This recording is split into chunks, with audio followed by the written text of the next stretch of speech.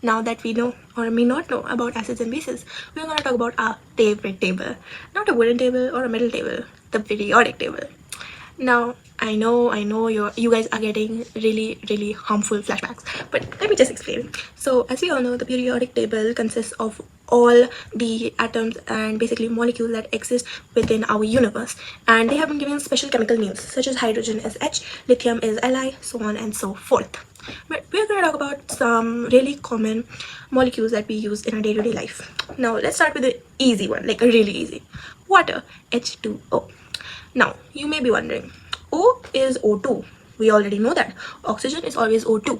So, why does the H have the 2 and not the O?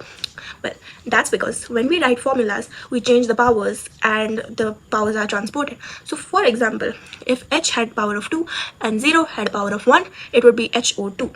But instead, H has power of 1 and 0, O the power of 2. So, we cross them up and it's basically H2O1, but we never say 1, so it's just H2O, and we all know H2O is water. I also made a video on that, but unfortunately you'll have to search for that because I can't link more than one video. Now we know about H2O. Now H2O is the only substance that's present in our planet that is present naturally in all three states: solid, liquid and gas. And no, I'm not talking about ice. Well, yes, I'm talking about ice, but I'm also talking about dry ice.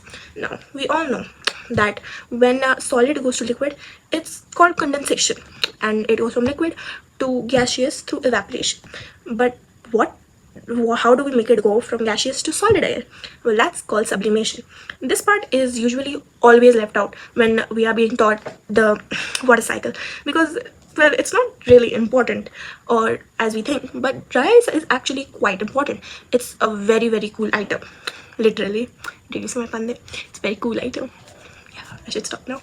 So it's actually, the physics behind it is really awesome, and if you have actually ever seen dry ice, it exudes this air or gas, and that of course is O2, H2O. So let me know if you guys want me to make a video on dry ice, but let's move on.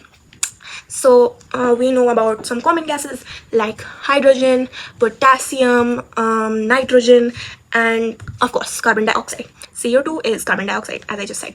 So this video has gotten a little bit lengthy, so let me know if I'm trying to let you guys know a lot because I'm very interactive like that. So please let me know if you want me to make a special little video about CO2 because it's actually really cool and it's actually a little bit harmful as well, but mostly cool. Let's keep it positive, guys.